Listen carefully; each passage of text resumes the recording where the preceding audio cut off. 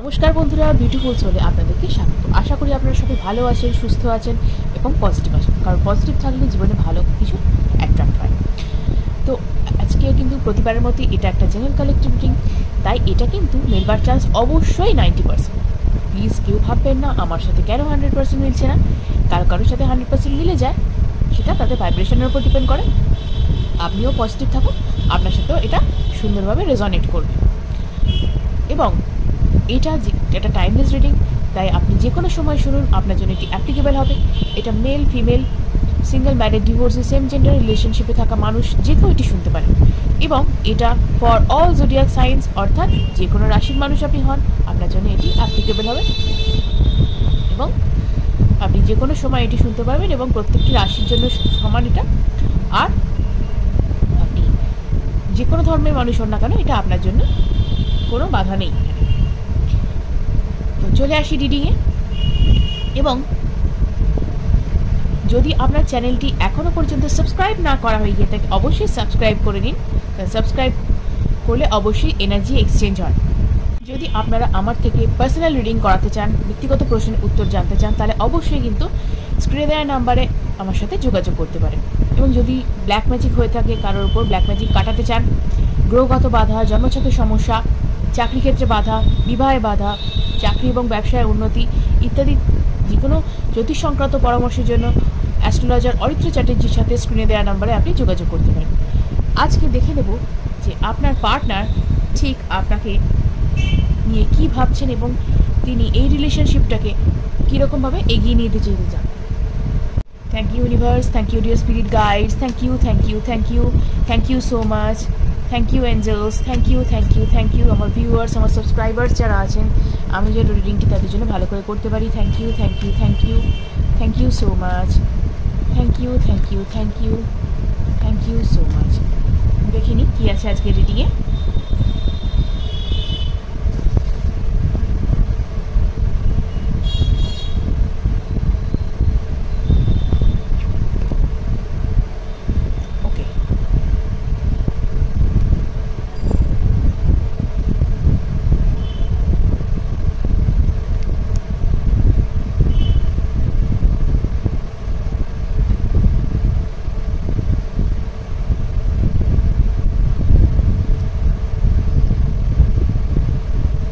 Queen of wands, page of swords এবং 5 of swords.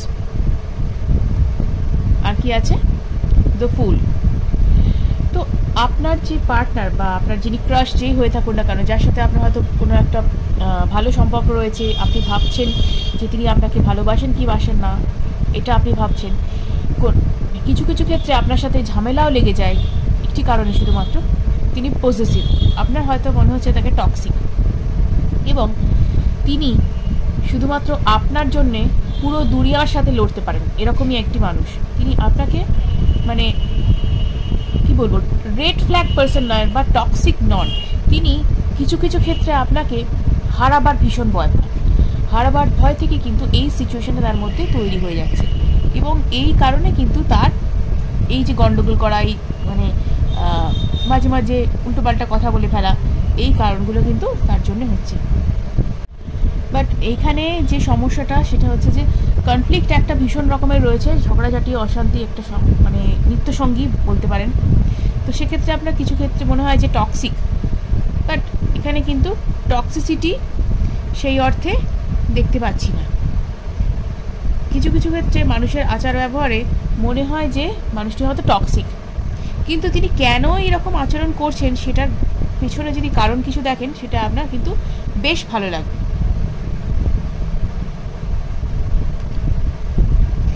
এর যে ব্যাপার সেটা হচ্ছে যে এই ব্যক্তিটি যে ইমোশনাল ফুলফিলমেন্ট বলুন, যা কিছু বলুন, এটা কিন্তু আপনার সাথেই ভাবেন। এবং এক্ষেত্রে আপনাকে হারাবার ভয় কিন্তু তার যথেষ্ট পরিমাণে রয়েছে। এবং কিছুটা এখানে বলবো আমি অন্ধপ্রেম। এবং এই কারণে মানে অন্য কারোর সাথে শেয়ার করা বা অন্য কিছু, মানে শেয়ার করা তো কারোর সাথে কাউকে যায় না, নিজের ভালোবাসার মানুষকে নিশ্চয়ই অন্য কারোর সাথে শেয়ার করা যায় না, কিন্তু যদি অন্য কারোর আপনি হয়ে যান, মানে এই রকম একটা মনের মধ্যে সদা সর্বদা তার ভয় কাজ করে, যে কারণে কিন্তু এই জিনিসগুলো তার হচ্ছে। মানে এই যে সব জায়গায় বাধা দান করা, সব জায়গায় মনে করা যে না যাওয়াই ভালো, যে তিনি যেখানে মনে করবেন অনেক জায়গাতেই তিনি আপনাকে যেতে বাধা দিচ্ছেন, অনেক কিছু আপনাকে রেস্ট্রিকশন করে দিচ্ছেন।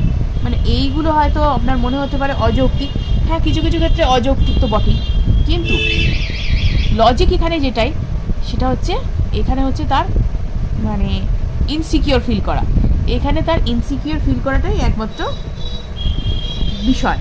এবং এই ইনসিকিওর ফিল করবার জন্য তিনি নানান রকম ছেলে মানুষই করে বসেন, দ্য ফুল, নানান রকম ছেলে মানুষই করে বসেন। এই মুহূর্তে যে রিসেন্ট যে সমস্যা বা যা কিছুর মধ্যে আপনাদের রিলেশনশিপটা চলছে সেটাও ওই একই ছেলে মানুষের কারণেই, মানে হঠকারী সিদ্ধান্ত, ভুলভাল কথাবার্তা বলে দেওয়া, এমন কিছু বলা যেটাই কিনা সমস্যা বাড়তে পারে। কিন্তু তিনি জানেন কিছু কিছু ক্ষেত্রে যখন মাথা ঠান্ডা হয় তিনি বোঝেন যে ব্যাপারটা কিন্তু ঠিক না, কিন্তু সিচুয়েশন অনুযায়ী তিনি চলতে পারেন না। এবং শুধু আপনার সাথেই নয়, তিনি এমনই মানে মানুষটা, তিনি সোজা সাপটা কথা মুখের ওপর বলে দেন এবং অনেকের সাথেই কিন্তু তার ঝামেলা লাগে। মানে মিষ্টভাষী মোটেও নন এই ব্যক্তিটি, মিষ্টভাষী মোটেও নন, মানে মুখে মধু নেই আমরা বলি না, সেই ব্যক্তি ইনি।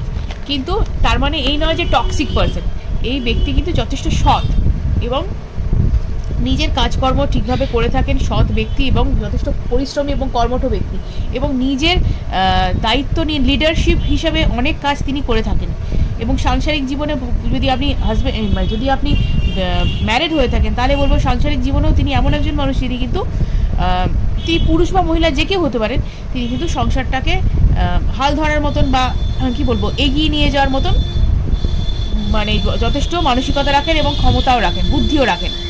এবং যদি আপনি আনম্যারিড হয়ে থাকেন তাহলে বলবো যে তিনি আপনার বয়ফ্রেন্ড বা গার্লফ্রেন্ড যাই হয়ে থাকুন না কেন, তিনি আদতে মানুষটা কিন্তু সেই টাইপের মানে ক্যারেক্টার মানে ডাইনামিক পার্সোনালিটি আর কি।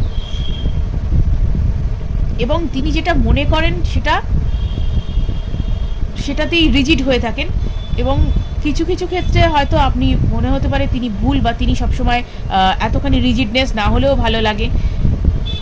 ব্যাপার যেটা যে ওই যে বললাম যে তার ওপর আর কি সুগার কোটিংটা নেই, তো মিষ্টভাষী একদমই নন, যে কারণে আপনার অনেক ক্ষেত্রে মনে হয় যে এই মানুষটি আমাকে ভালোবাসে না বা এই মানুষটির মধ্যে যথেষ্ট পরিমাণে গন্ডগোল রয়েছে, এই মানুষটা টক্সিক, রেড ফ্ল্যাগ। এখন সব নানান রকম আমরা সোশ্যাল মিডিয়ার দৌলতে নানান রকম টার্মস আমরা শিখছি আর কি, রেড ফ্ল্যাগ বলে দিচ্ছি, গ্রিন ফ্ল্যাগ বলে দিচ্ছি, টক্সিক বলে দিচ্ছি যাকে তাকে।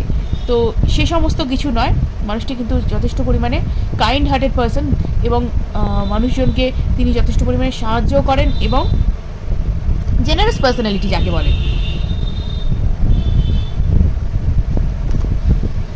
দেখিনি আর কি আছে এই রিডিংয়ে।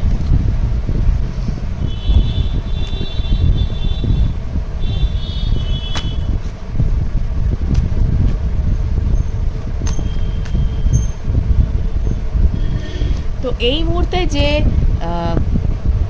পেইনফুল সিচুয়েশনটা চলছে, যে নো কন্ট্যাক্ট সিচুয়েশন বা যে ঝগড়াঝাটি ঝামেলা এই যে সিচুয়েশন চলছে, এটার একটা এন্ডিং হতে চলেছে। মানে দেখাই যাচ্ছে যে বেশ ভালো রকমের একটা সমস্যা চলছে এবং এটা কিন্তু এই ব্যক্তি কিন্তু এবার আপনার মানে কি বলবো গুরুত্ব বা যাই বলুন ভ্যালু যেটা তিনি কিন্তু সেটা বুঝছেন, তিনি এমনিতেও বোঝেন, কিন্তু মাথা গরম থাকলে তিনি আর কোনো কিছু বুঝতে চান না, এটাই তার ব্যাপার।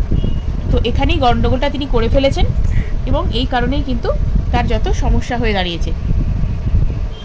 এবং তিনি কিন্তু যথেষ্ট পরিমাণে দ্বিধার মধ্যে রয়েছেন যে কি করবেন এই ব্যাপারটা নিয়ে, কিন্তু আইদার অর সিচুয়েশনেও রয়েছেন। দেখা যাক, অবস্ট্যাকল সরাবারও চেষ্টা করছেন যে নিজের থেকে তো তিনি এই সিচুয়েশনটাকে গড়বড় করেছেন, তো নিজেকেই তো ব্যাপারটা ঠিক করতে হবে, তো সেই কারণে কিন্তু তিনি চেষ্টাও করছেন। কিন্তু ওই যে বললাম মানুষটা যথেষ্ট পরিমাণে জেদি টাইপের মানুষ, যে কারণে কিন্তু তার এই সমস্যা। মানে আমি যেটা করেছি সেটা ঠিক করেছি, হয়তো তিনি সব ক্ষেত্রে ঠিক নন, এই ক্ষেত্রে তো তিনি একদমই নন। এই রকম মানুষকে ভালো বোঝাতে গিয়ে তাকে এমন কিছু কথা বলে ফেললাম যেটা আর ফিরিয়ে নেওয়া যায় না, এরকম কথা বোধহয় না বলাই ভালো মানুষকে, যে কথা কখনো ফিরে আসে না। আমরা বলি না হাতের ঢিল এবং মুখের কথা বুঝে শুনেই ব্যবহার করা ভালো, ঠিক সেই রকম দুটোর কোনোটাই ফিরে পাওয়া যায় না। তো এখানে কিন্তু সেই সিচুয়েশনটাই ঘটে গেছে, এমন কিছু একটা ব্যাপার আপনার সাথে ঘটিয়েছেন তিনি, বা এমন কিছু অপমানজনক কথা বলেছেন যে কারণে কিন্তু আপনাদের মানে সিচুয়েশনটা এই ঘটেছে। তো এখানে কিন্তু একটা রিইউনিয়ন আমি দেখতে পাচ্ছি। তিনি কিন্তু যথেষ্ট চেষ্টাও করছেন এখানে, মানে যথেষ্ট পরিমাণে তিনি ডাইলেমার মধ্যেও ছিলেন যে কি করব আমি এই সিচুয়েশনটাকে নিয়ে। তিনি কিন্তু যথেষ্ট এই ব্যাপারটা নিয়ে আশাবাদী এবং নিজেই কিন্তু এই ব্যাপারটাকে ঠিক করারও চেষ্টা করছেন। তিনি যথেষ্ট পরিমাণে কাজ করছেন এই ব্যাপারটাতে, যে যাতে এই ঘটনা আর না ঘটে। এই যে ঘটনাটা ঘটেছে তিনি কিন্তু যথেষ্ট বুঝতে পেরেছেন যে ভুল কাজ করেছেন এবং এই জন্যেই কিন্তু তিনি নিজেকে কিছুটা আপনার থেকে দূরে রেখেছিলেন, যাতে কি বলবো, যাতে নিজেকে খানিকটা প্রোটেক্ট করা যায়। মানে হয় না যে আমরা যখন একটা ভুল কাজ করে বসি, নিজেরা যখন হঠকারী সিদ্ধান্ত নিয়ে ফেলি আর কি, তখন ওই মুখ দেখাতে লজ্জা হয়, সেটা কিছুটা সেই রকমই ব্যাপার। তো এখানে কিন্তু এই পেনফুল সিচুয়েশনে এন্ডিং হয়ে কিন্তু এখানে একটা রিইউনিয়ন দেখা যাচ্ছে। 3 অফ কাপসের এনার্জি পাচ্ছি এবং আনব্লকও তিনি করবেন। এই মুহূর্তে কিছুটা সময় তিনি নিচ্ছেন, কারণ তিনি কিছুটা সেলফ সেন্টার্ড হয়ে রয়েছেন মনে হচ্ছে। কিন্তু সেলফ সেন্টার্ড হওয়া মানে কিন্তু সেলফিশ নয়, তিনি কিন্তু নিজের ওপর মন দিয়েছেন। নিজের কেরিয়ার হতে পারে বা কোনো কিছু, সেটার সাথেও কিন্তু ফোকাস করছেন। আপনার সাথে রিলেশনশিপে যেমন তিনি ঠিক করতে চাইছেন, প্যারালালি কিন্তু নিজের কেরিয়ারটাতেও কিন্তু ফোকাসে রেখেছেন, যে কারণে কিন্তু দুটো জায়গার মধ্যে তিনি ব্যালেন্স করে চলতে হচ্ছে তাকে। এই কারণে তার এতটা সময় লেগে যাচ্ছে।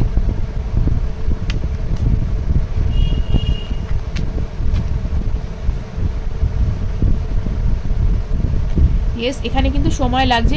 এই ব্যক্তি কিন্তু যথেষ্ট পরিমাণে আপনার প্রতি সেন্সিটিভ এবং এক কথায় অন্ধপ্রেমী বলবো। এক্ষেত্রে আপনি বলবেন কেন আমার সাথে যোগাযোগ করছে না।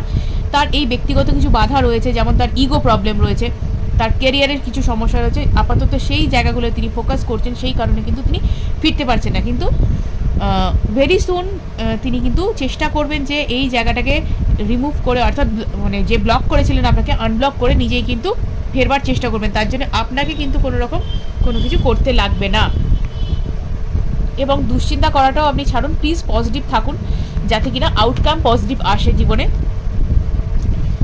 কিছুটা এই মুহূর্তে একটু কি বলবো, পাজলড হয়ে রয়েছেন যে কী করবো না করবো এই ব্যাপারটা নিয়ে। তো খুব তাড়াতাড়ি কিন্তু এই সিচুয়েশন ঠিক হবে, অর্থাৎ বরফ গলবে বা রাগ গলে জল হবে, যেটাই বলুন না কেন, সেটা কিন্তু সিচুয়েশন চেঞ্জ করবে। ওকে, এবং ডিসঅ্যাপয়েন্টমেন্ট বা যা কিছু থেকে থাকুক না কেন, সেই ব্যাপারটাও কিন্তু চলে যাবে।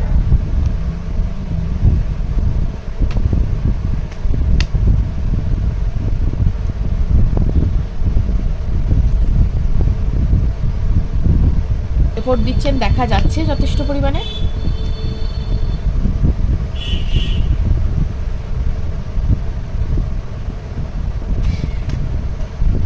The empress, communication, yes communication কিন্তু আসছে তার তরফ থেকে।